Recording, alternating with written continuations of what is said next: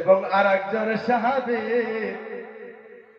হযরতে আবু কাতাদা রাদিয়াল্লাহু তাআলা নবীকে আমার আপনার কিনা নিয়ে আপনার চলতে আরম্ভ করলেন।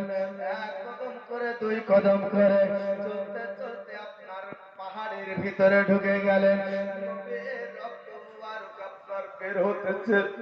নবীর রক্ত মুবারক ওই জমিনে পড়বে গো।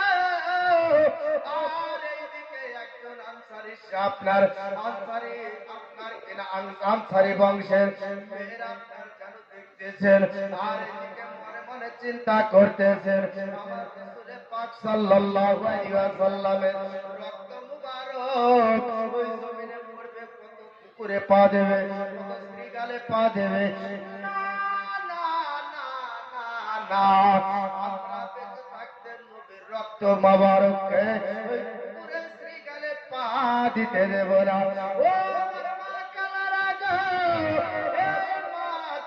আপনার করলেন কি দুই কদম করে যেতে যেতে আপনার নবীর রক্ত মুবারক গুলো জিভ দিয়ে চেটে চেটে চেটে চেটে পরিষ্কার করে ফেললে।